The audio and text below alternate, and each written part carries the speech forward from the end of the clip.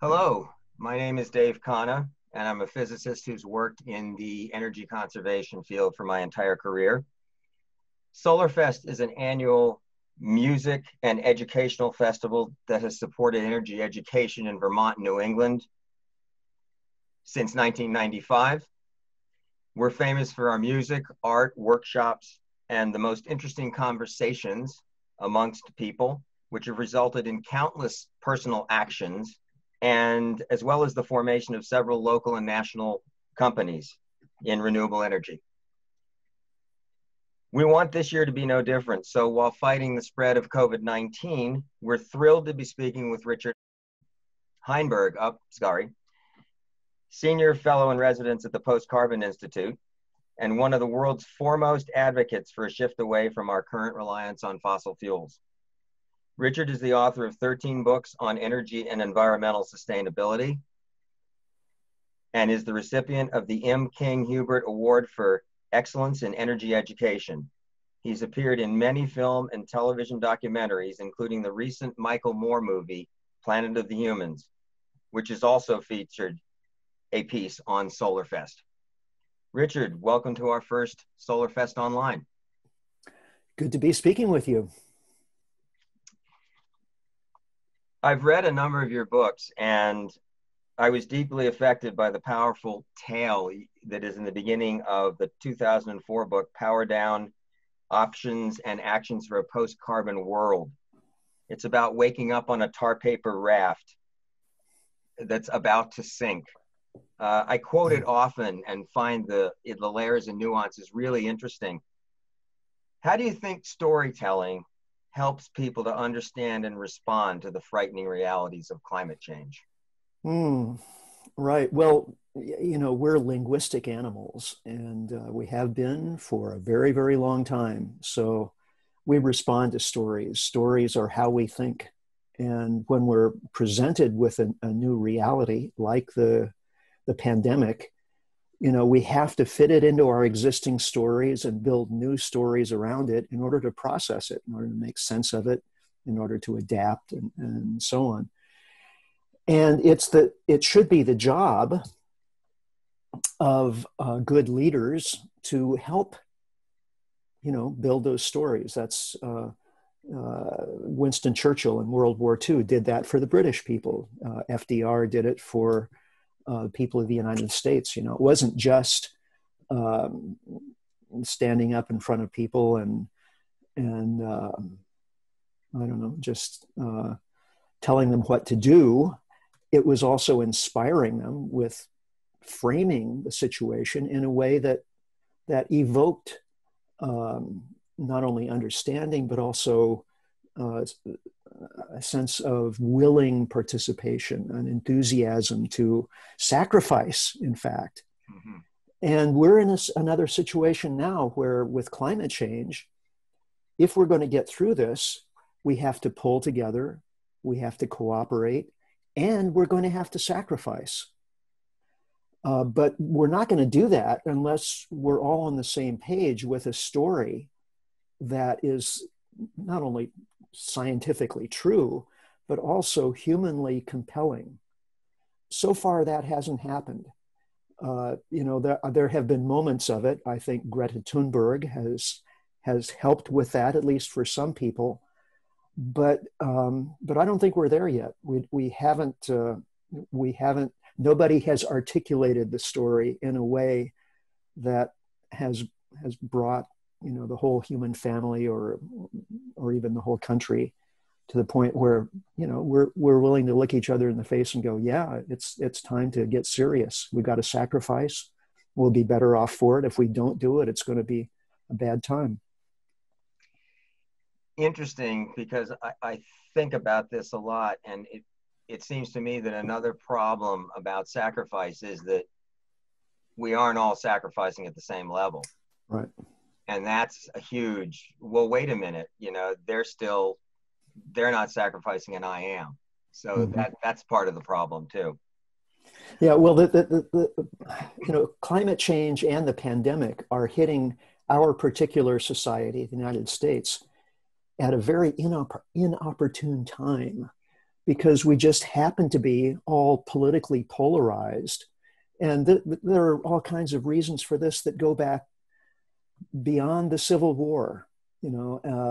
Peter Turchin, who's an ecologist, who's pioneered the study of how societies evolve, societal evolution, has looked particularly at the United States in terms of its cycles of, integration and disintegration in terms of how people feel. It was even called the era of good feelings back in the 1820s. And that devolved into the biggest political conflict of our nation's history, the Civil War. And then there was another period of relative peace and accommodation. And now we're devolving again into a period where, we have people who just can't talk to each other and don't even share the same set of facts, live in different realities. So what a terrible time for that to happen, because it makes it that much more difficult to, even if you get half of the people with the shared narrative we were just talking about, if you got the other half who are saying, well, that's crap, it doesn't work. And so how do we get beyond that? I wish I had, the magic solution, but that's a big part of the challenge we face. It's not just a technical challenge. It's not even an economic challenge. It's also, we have people blaming each other. And also the other part, which you alluded to, we have vested interests that are seeking to profit from the situation as it changes. And so, just since the pandemic started, we've had these massive bailouts that have preferentially targeted Wall Street, big corporations. So mega investors are doing just fine now, even while the economy is in the toilet. We're the general U.S. economy is at Great Depression levels of unemployment and collapse of profits and everything. And yet the investor class is doing just fine. How is that? And is that a healthy situation? Of course not. It's a really bizarre world we live in. I'd like to talk a little bit about the movie Planet of the Humans. That's part of how we got here. First, let me say, I don't want to spend a lot of the time on it or any great detail. There's a lot of incorrect information about solar and wind energy, including some incorrect information about SolarFest, the organization that I'm part of. All of that's been covered elsewhere and very accurately. You published a very thoughtful response to the movie. How do you think this movie will impact the renewable energy future and our collective response to the climate crisis? Yeah. Well, on one level, the impact is very negative.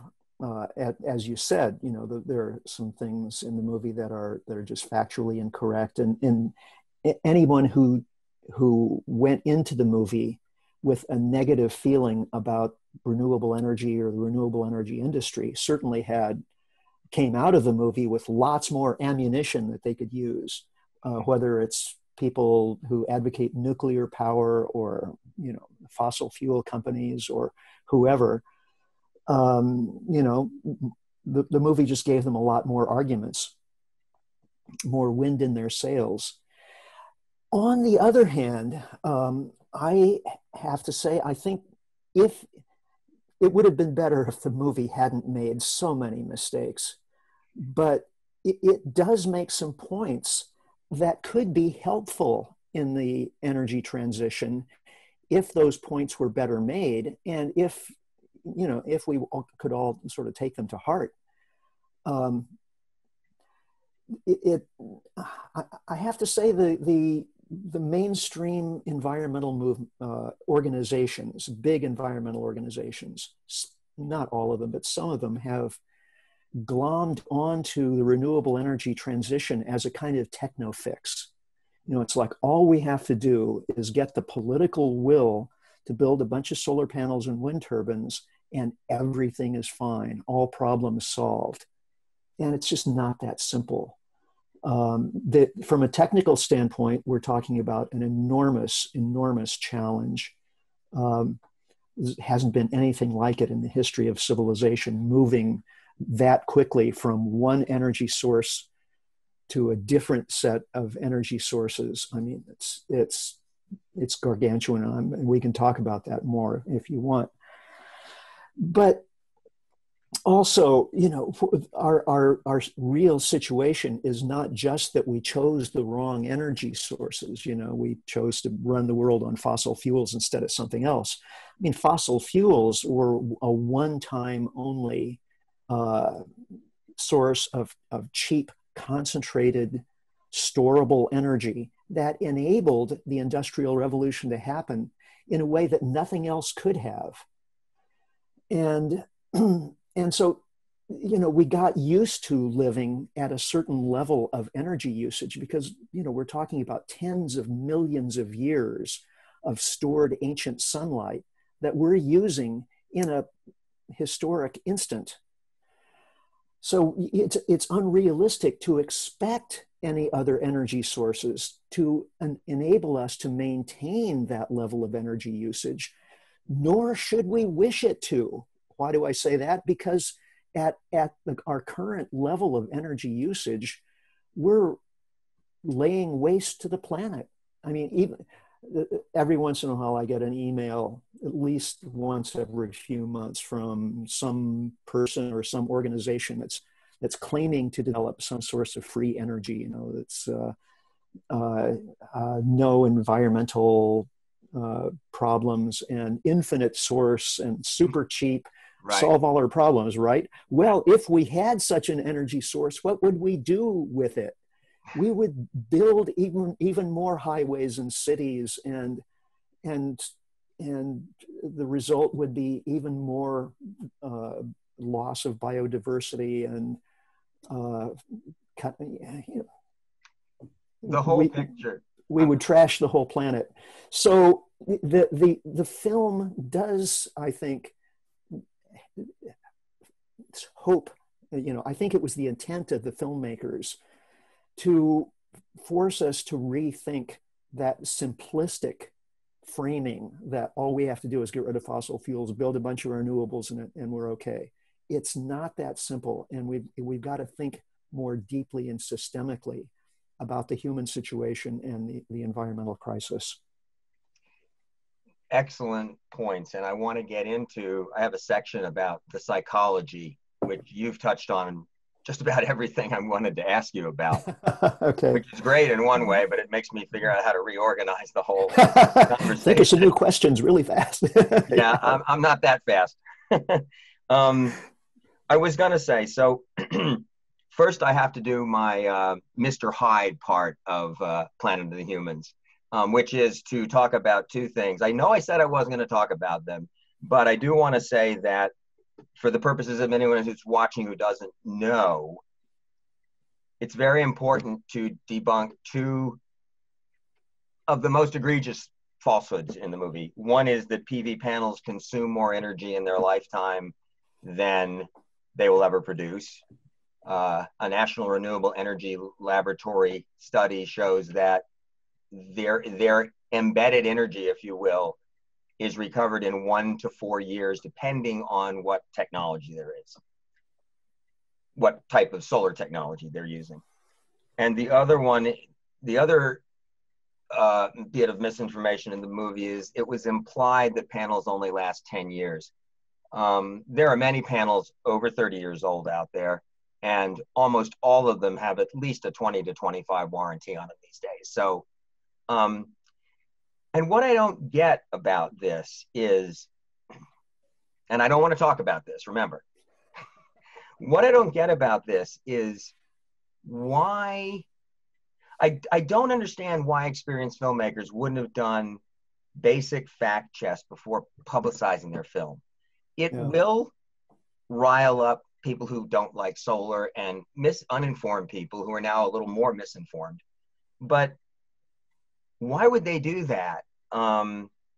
I mean, do you have any sense of why they would have done that? Is there anything to say about that? Well, I wish, you know, I'm in the film, and I wish they would have come back to me and said, you know, what do you, you know, is there anything, are there any big mistakes we made?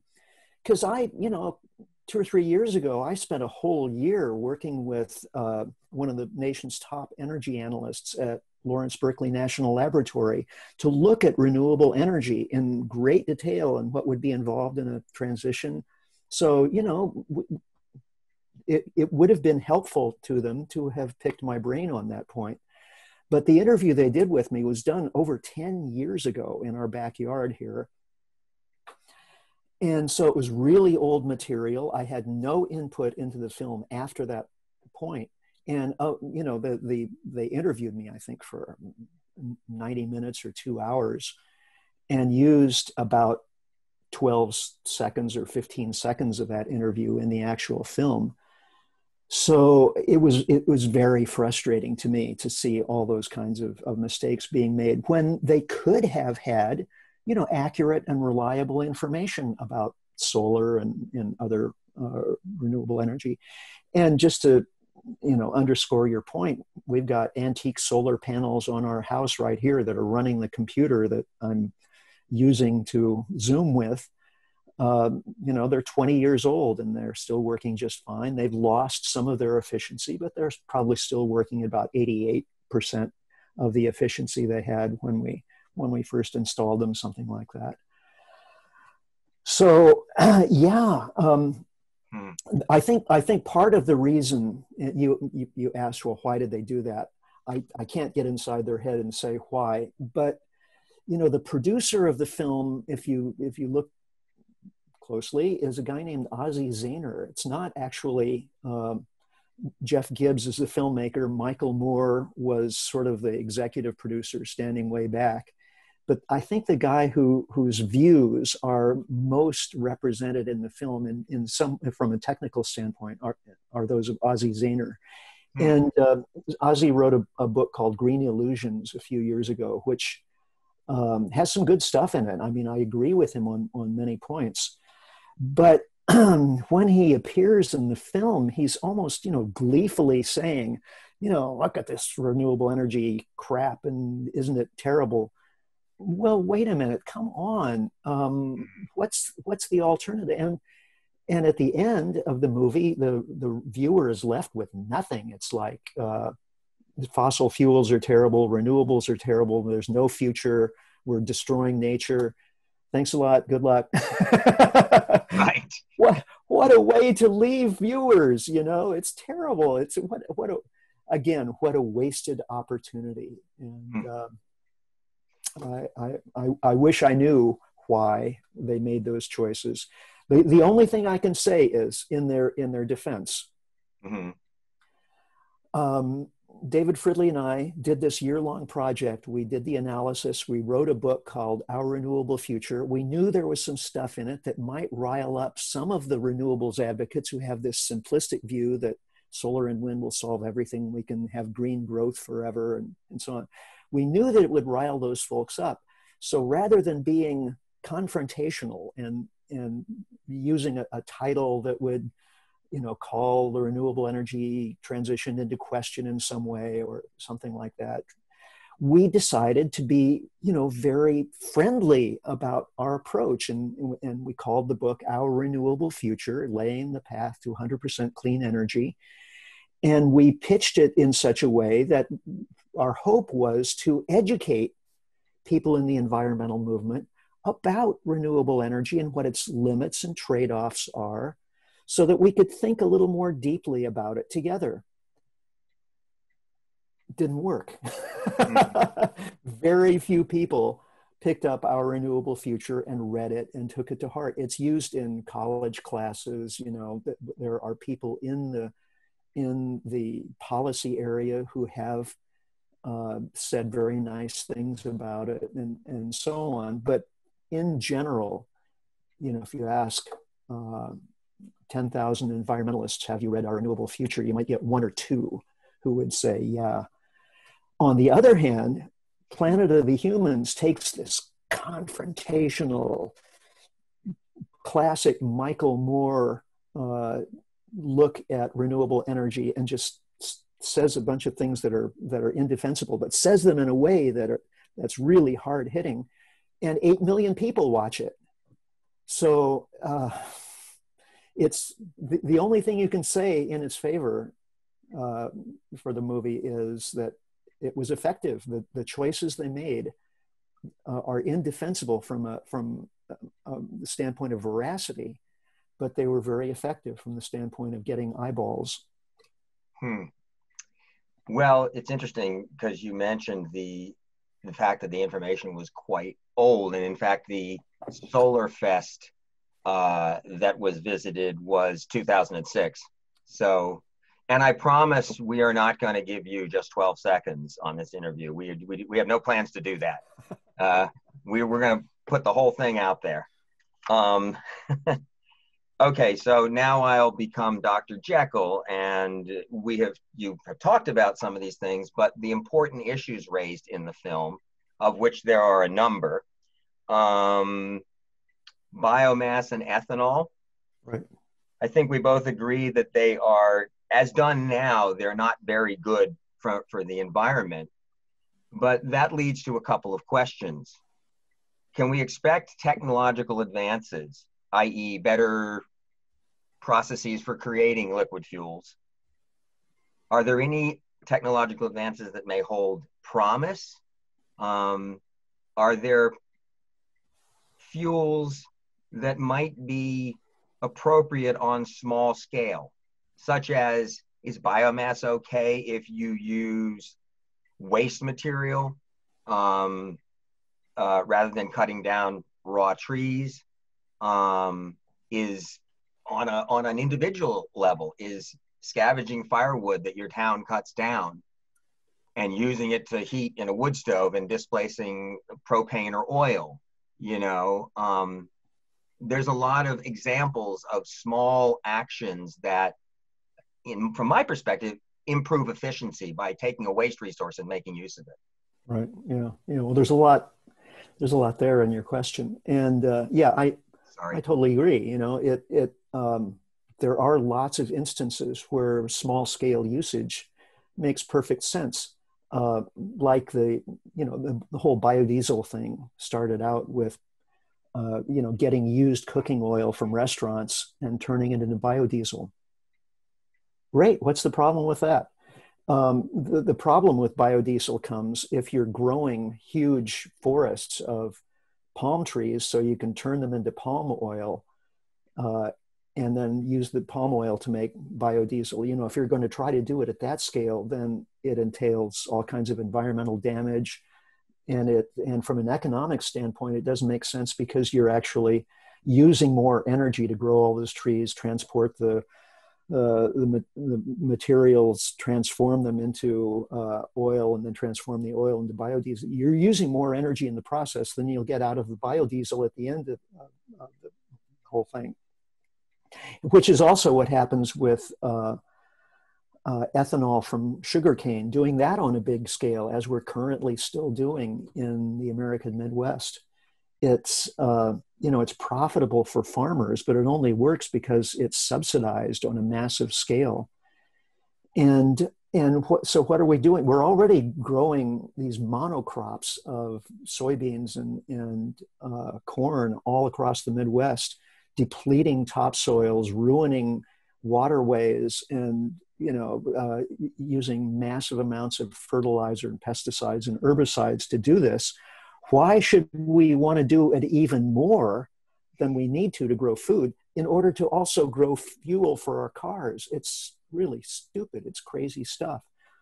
And then biomass for electricity, burning trees, as they're doing in the film, to produce electricity, again, doesn't make sense because, well, for most bioenergy plants, there's a kind of energy shed within which the energy balance is positive. It takes energy to cut trees and transport them. to the place where you're doing the conversion to electricity. So it turns out if the transport of the wood of the trees is less than about 100 miles, then the energy balance works out positive or barely positive to more positive as you get closer to the plant. So imagine this circle with a 100-mile radius. Within that circle, a lot of trees are going to be cut to fuel this plant.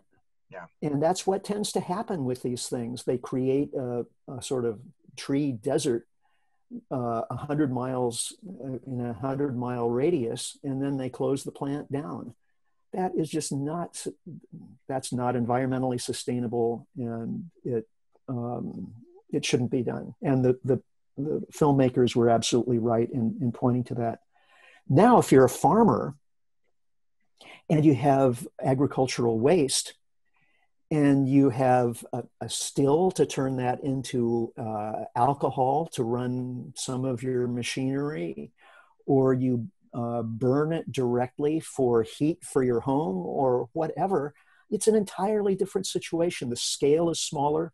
The amount of energy inputs are much smaller. So you're likely to have a better energy balance. It's likely to be more economical and so on. And of course, if you look at a chart of global energy usage, and this is often actually left off of most charts because they only list, oil, coal, natural gas, nuclear, and hydro and other renewables. But if you get a full chart of global energy usage, you'll see a big chunk along the bottom of that chart and over time. That's traditional biomass is the way it's usually labeled. And that's basically people just harvesting wood and in some cases dung, animal dung, or other stuff that they can use for fuel in some way. And the amount that we're using currently in that category is not that different from the amount that was being used in, say, 1850 or 1800. We're still using traditional biomass at very high rates. It's just that we've added all this other energy usage on top of it. And that other energy usage, again, mostly from fossil fuels, 85% of it from fossil fuels, that's the problem. We've gotten used to that, and that's not sustainable. So what do we do with that expectation of high rates of energy usage that can't be supplied by traditional biomass? We can't grow that traditional biomass very much without resulting in deforestation and loss of habitat for creatures and so on. So we shouldn't be looking to eliminate it, but on the other hand, we shouldn't be looking to grow it significantly. What we have to do is think about how we're using energy and our expectations with regard to the amount of energy that we're using. All very interesting stuff. There are two other issues, they're third rail issues that I wanted to bring up. We had talked about this and whether or not we should bring it up, but I feel like it's important to raise all the big issues, especially because they're so critical. Population growth and resource consumption. And they're especially not considered appropriate for two white guys to be talking about. Right. But that having been said, problems don't go away just because they're not appropriate for two white guys to talk about. Do you see a way to raise these issues? And if so, how? Yeah. Well, when oh God, this is, as you say, this is politically shaky terrain. Well, maybe a little history is helpful. There was a conference in 1994 on population held in Cairo, and this was a governmental conference. So you had ministers and high-level policymakers from around the world coming together to talk about the environment and population. And essentially, an agreement was arrived at, because prior to this point, you had, a lot of concern about very fast levels of population growth in poor countries in the global south, and a lot of concern about high rates of resource consumption that was mostly taking place in the rich countries of the global north. Yeah. And this made everybody upset because the leaders of the global south got tired of being hectored about their high rates of population growth and didn't really want to do anything about it. Some countries actually promote higher rates of population growth as a way of, it's almost like a weapon. If you outbreed your political enemies, then over time you can overcome them. I mean, this is a strategy that goes back thousands of years. And in fact, major world religions advise their adherents to have as many children as possible so they can outbreed non-believers or believers in other faiths. I mean, this has been, like I said, this has been going on for a long time. So the message that people in these poor countries with high population growth rates were getting from environmentalists, often in the wealthy industrialized North, was an unwelcome message. They didn't want to hear it. And then the political leaders in the northern countries who were hooked on economic growth. I mean, every political leader in an industrial country is promising their constituency more economic growth, more jobs, more tax revenues for more government programs, more profits for investors. All of this depends upon more consumption. We have consumer economies. The way we make our economies grow is by selling and using more stuff and throwing stuff away so that we have to buy even more new stuff. That's the way we've arranged our economies over the last 100 years. They didn't want to give that up, so they got being hectored by the environmentalists in the global south about overconsumption. So everybody reached an accommodation. They said, okay, if you in the global south will stop talking about overconsumption in the global north, we will stop talking about rapid population growth in the poor countries of the global south. And everybody went home and said, okay, we no longer have any problems. They solved the problems by agreeing not to talk about them anymore. And so since that time, since that time, it has become politically incorrect for environmentalists and often white men, especially in the global north, to talk about overpopulation because it's seen as racist, because it's directed at those people, and the implication is that we don't want more of those kinds of people. No, that's not what this is about at all. If you look at some of these countries, the rate of population growth, it's obviously leading to humanitarian catastrophe. They're going to be overusing it's already happening, overusing their natural resources, water, soil, cutting down forests to support their populations. Once things start to break down, once global food trade starts to break down, as we're already seeing with this pandemic, these are going to be areas of, humanitarian disaster on a mega scale. How to avoid that? Well, one way to lessen that future catastrophe is to moderate population growth. And the way that the most successful ways that have been employed to achieve that are to increase the levels of education and social status of women and young girls in those countries. And that's not a bad thing. I mean, why is that seen as being somehow racist? Please explain it to me. uh, some people say, well, if you're talking about overpopulation in these countries of the global South, you're implicitly blaming the world's environmental problems on them, when we should be blaming the people in the rich industrial countries who are consuming so much more per capita. Well, yes, absolutely, that's true. We shouldn't be blaming the people in the global South for climate change or other environmental problems. We should be blaming the people who consume so much more. But believe me, that's not the major motivation of most people who actually work in environmental organizations that undertake population work, like the Population Media Center that we partner with at Post Carbon Institute.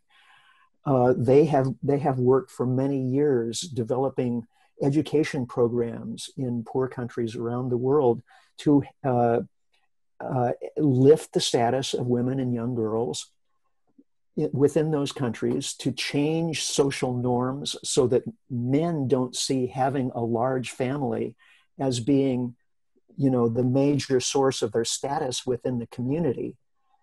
And these methods have worked, and they've worked on a cost-effective basis to lower fertility, create more economic opportunity for families, to create especially more opportunity for women and girls. This is work that should be supported. We believe it's humanitarian work, and and yet it still gets crapped on by certain politically correct environmentalists who just want to equate any discussion of overpopulation with racism. Sorry, but I think that's a cheap shot. I have to agree with you. I'm not sure I'm supposed to state my opinion, but I do think it's really interesting that it kind of makes me think of the low information person, the same person who would hear that solar panels last for 10 years and, do a Google search, have a conversation. You just spelled it out quite succinctly in a few minutes. But at any rate, that gets me on to the next area, which again, we've talked about a bit, technology and social psychology type of things. One of the things I see is a phenomenon for silver bullets. And we've talked a little bit about that. But the idea is if a solution isn't simple and huge, no one's interested. But there's a lot of little things that work well, like scavenging firewood, like I think used veg oil could displace 3 to 5% of our diesel fuel. So, there's lots of little local regional solutions that decentralize, solutions that work quite well. Can you say anything about the psychology that causes us to dismiss important incremental ideas rather than that together can add up to a total impact? Yeah. You have any thoughts on that? Yeah, well, I would just say, that we're dominated by this psychology of growth and the demand for growth. And so the only answers that are acceptable are ones that entail, huge industrial systems, major investment, the involvement of international investment banks, and so on. But those are the problem. So if we're looking to those things for the solution, then, we're looking in the wrong place. So, the industrial growth model would say, well, we gotta suck carbon out of the atmosphere, and we've got to do it at an industrial scale. So we've got to invent new machinery to do that, and then deploy it on a massive scale, and then build pipelines to take all of that carbon to some place where it can be used to make synthetic fuels or sequestered underground. And if you look at these plans, we're talking about building an industrial infrastructure that's roughly the size of the current oil and gas industry, let's say for North America. Mm-hmm. First of all, is that going to happen? No. I mean, who's going to invest in that? We're talking about the oil and gas industry was built over the course of the last century with massive investment, with massive profits. And carbon sequestration, first of all, it's hard to think about how to make it profitable. But even if you can, the scale that we're talking about, and we need it built over the next 20 years, it's hard to envision that actually happening. But what about capturing and sequestering carbon in topsoil? Mm-hmm. Soil is what we need to grow food. It's a really good thing. And right now we're treating it really badly. We're degrading our soils. We're reducing the biological activity within soils. We're eroding soils. We're salinizing soils. We're undermining the future of humanity and civilization with the way we're treating soils. When, if we farmed differently on a smaller scale, more organically, in ways that actually build carbon in soils, we could hatch two birds with one egg. We could actually several birds with one egg, because we could be producing healthier food. We could be sequestering carbon. We could be helping biodiversity. All of these things just by making those changes. But the thing is, it's not a big industrial shift that we're talking about, a new technology that Silicon Valley can get excited about. And investment banks can get excited about.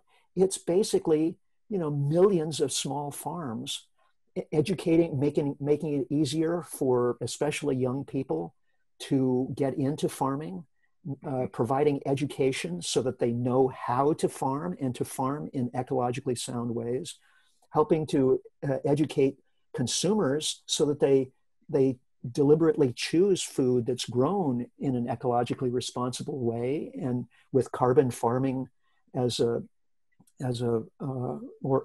carbon farming and permaculture as sort of overarching principles.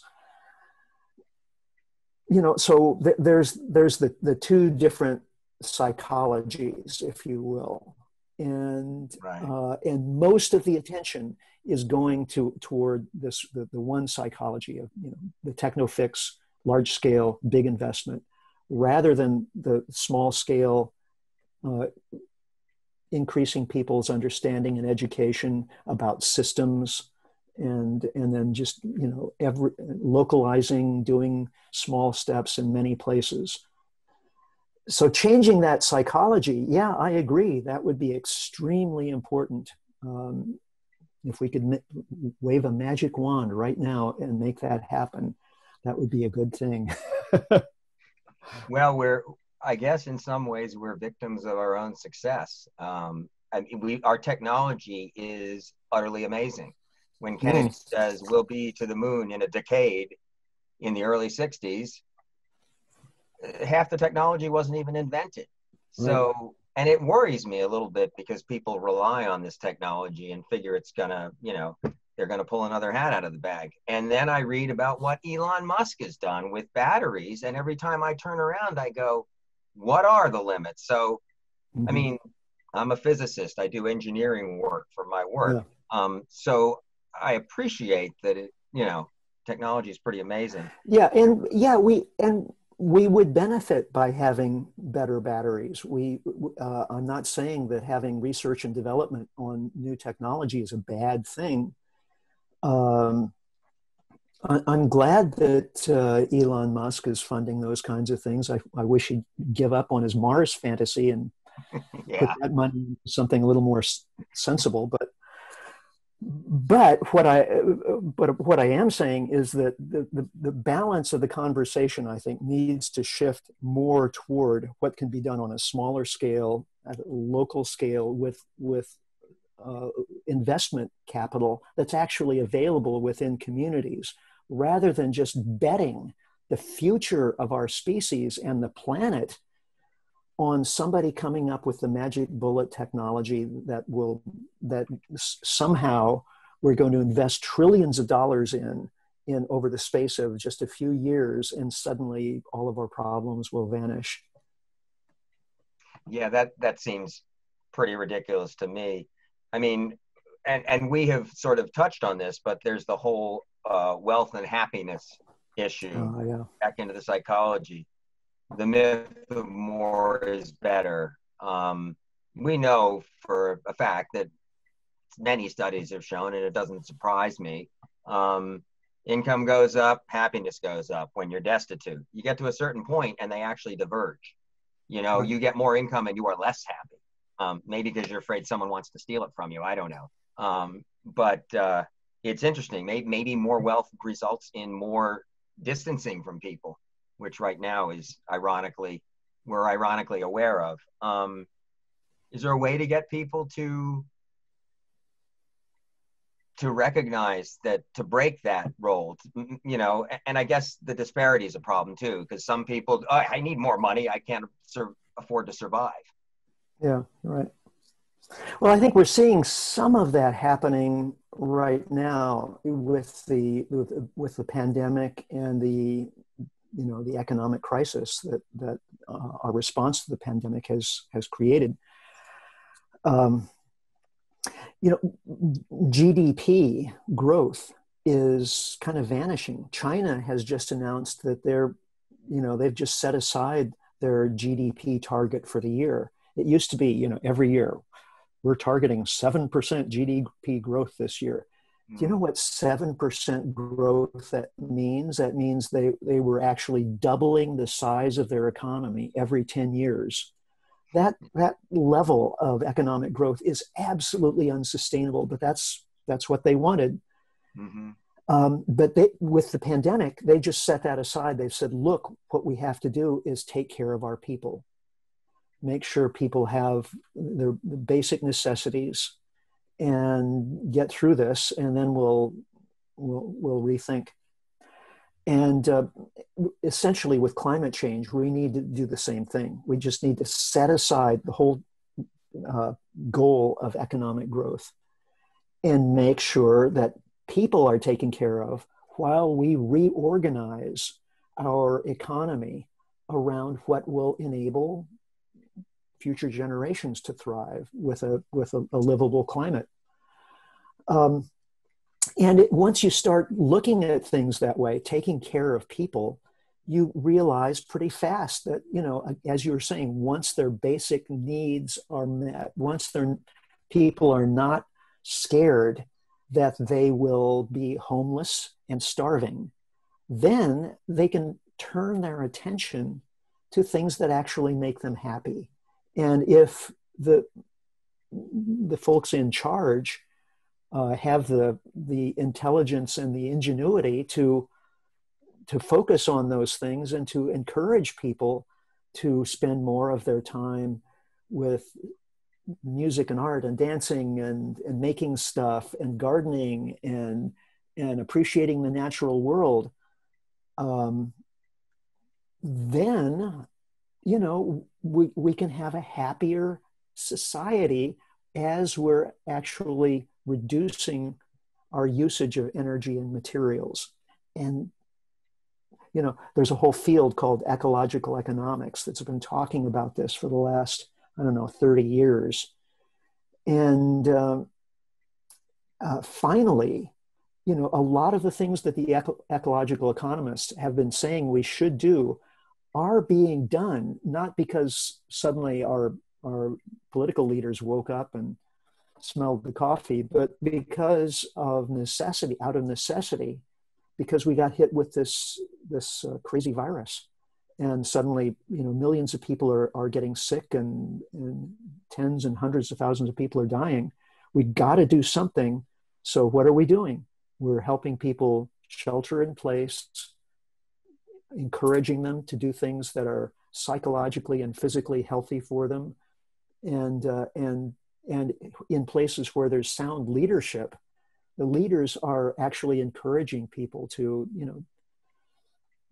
stay fit and healthy and stay in contact with each other, even if we have to physically distance. Psychologically and culturally and socially, we need to be in contact more than ever. Which is interesting because an awful lot of the people in less developed areas, from what I've seen in my travels, they're all about community. That's right. And it's just awesome to see. For me, I'd much rather go out for a bike ride or a hike or go sailing or something or anything than, time is what matters once you know where your next meal is going to come from. And shameless plug here. I'm going to plug I do an environmental bicycle ride once or twice a year known as the Climate Ride. And they raise money for a number of nonprofit organizations. In my case, I raise money for SolarFest, but there are literally hundreds of them on there. And the great part about it, and I think of your story about the tar paper raft again, is that I am around people trying to make a difference, people that I have met, young people on that who are so dynamic. I know I'm going to be hearing about them. They are fired up to make changes, and it makes me feel good because I'm prone to being a little I know you're worried about this, and I am too. So that's pretty scary. Couple of more questions. So our present situation is kind of an evaluation of our present situation. Where are we now? Where do we need to go? What do you think the path forward is? What can SolarFest do to encourage it? We are working on, I think people come to SolarFest and the culture embeds them, and some of this psychological thinking is happening. That's sort of an organic process.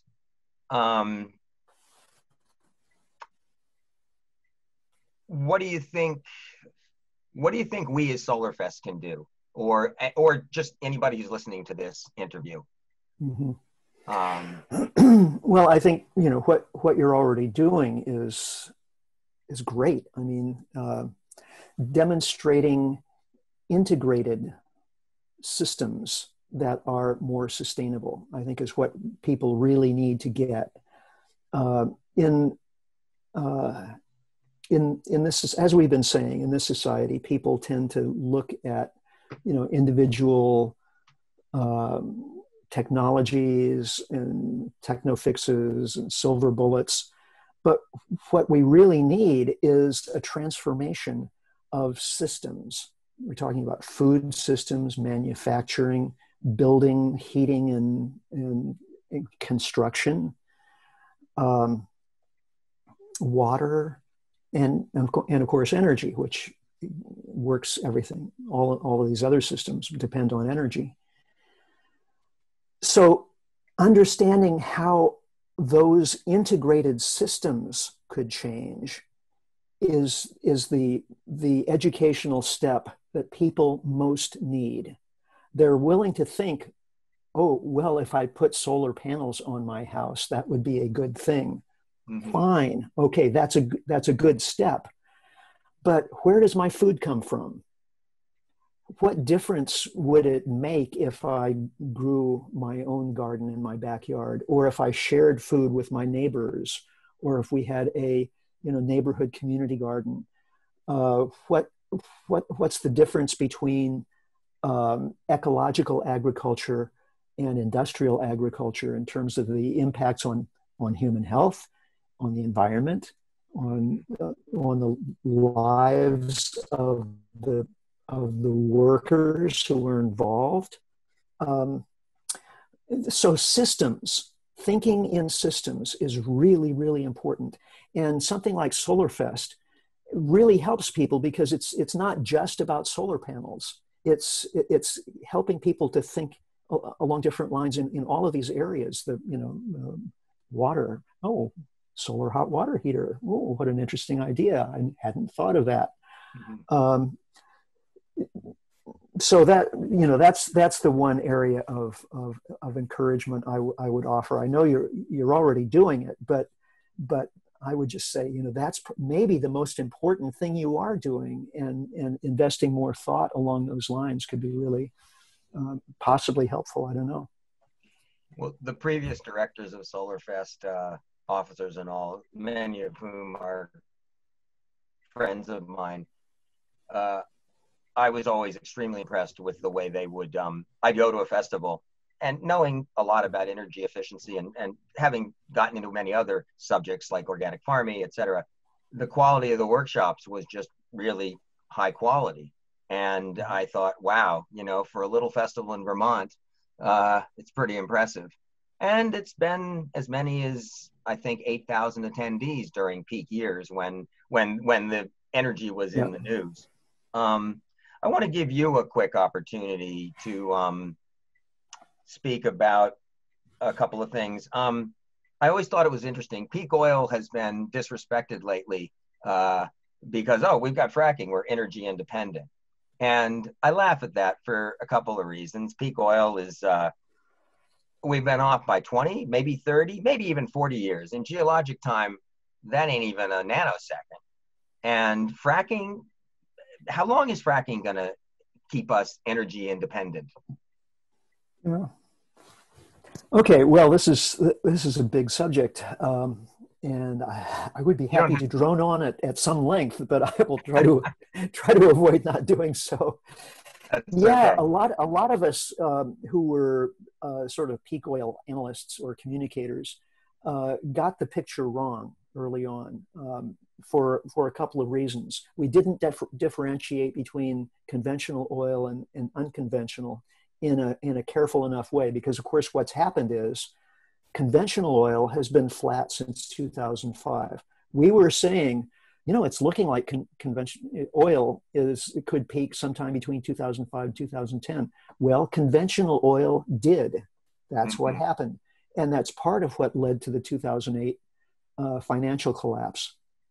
But unconventional oil came to the rescue. Why? Well, it wasn't just the ingenuity of the petroleum engineers who deployed fracking and horizontal drilling to get at, these tight oil resources that existed in North Dakota and Texas and places like that.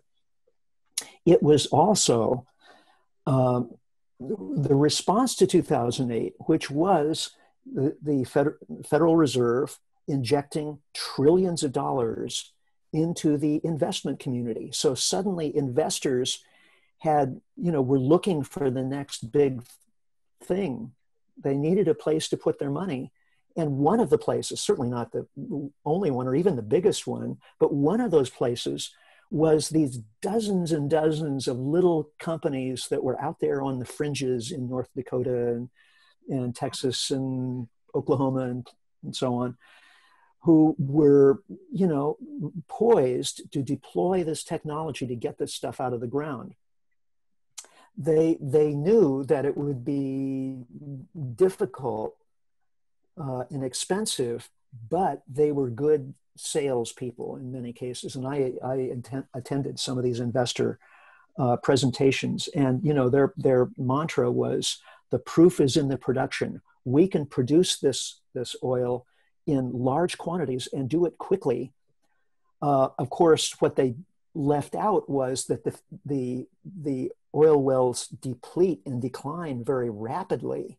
So you have to keep drilling and drilling and drilling and drilling and drilling and increase your rate of drilling if you want to increase production.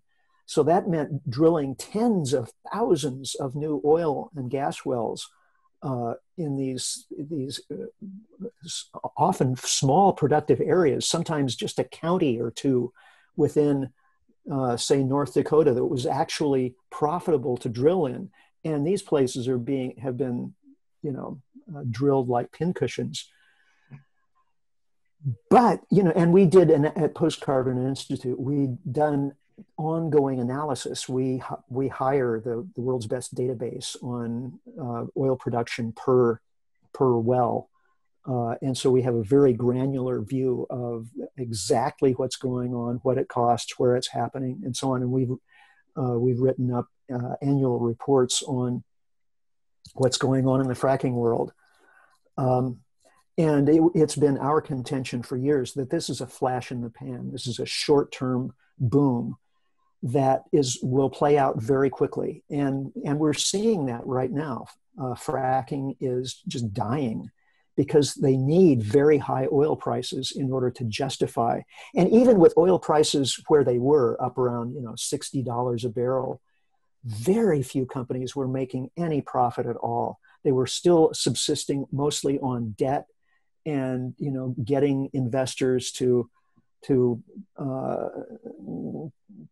put their money in these operations with very little realistic expectation of returns. So now with the coronavirus pandemic, with oil undermining oil demand, people aren't driving anymore. So the price of oil is down to $20, $30 a barrel. Everybody's losing money. ExxonMobil is losing money. They're borrowing money to pay dividends on their stock shares, to keep the investors from fleeing. The ship is going down. It's just a matter of how to get out before the water laps at your heels, So the peak oilers were right in the big scheme of things, in that oil is a depleting non-renewable resource that we extract using the low-hanging fruit principle, and the low-hanging fruit are gone, and the best days of the oil era are over, and it's basically all downhill from here. But for 10 years we had the illusion of abundance from tight oil that basically kept the world oil supply balanced and kept the wolf from the door. And now that's going away. So even though we were off by a few years, the peak oilers, I think, were basically right. And those who paid attention to them learned some things about energy, about resource extraction and resource conservation, about how we exploit resources using the low-hanging fruit principle. There was a lot that was, stirred up in the peak oil discussions of 10, 15 years ago that I think really helped a lot of people get a better and more realistic view of the world. But of course, we were dismissed once the flood of oil from fracking appeared. And okay, Well, we didn't get the Nobel Prize. Damn. Oh, how about if you give them a reason to dismiss again? How long do you think, throw out a number and you'll be off by a year or two, so that'll make them happy. But how soon do you think the fracking thing is it a decade that we're going to still have? I mean, it's trailing, but when's it going to hit us really hard? Tight oil production is declining now, and it will continue to decline until the economy picks up significantly, and who knows when that's going to happen. And my view, I hate at this point, I hate to forecast anything, but I think it's reasonable to assume at this point that tight oil has peaked in the U.S. And whether it's a long bumpy curve down or a steep curve with a short-term recovery and then a resumption in decline, I don't think it's possible really to know what the decline curve is going to look like at this point. But the IEA is saying that once the economy recovers, which of course it will do in 6 months, once that happens, then U.S. oil production will hit new highs. I think that's not likely. I don't think that U.S. tight oil is going to hit new highs. I think we've seen the top. So for the person on the street, we're going to see the end of any significant production of fracking. We're going to feel it. That's what matters to people. Yeah. Oh yeah. Yeah. Yeah. Okay. Yeah. Certainly, the oil industry is feeling it right now, and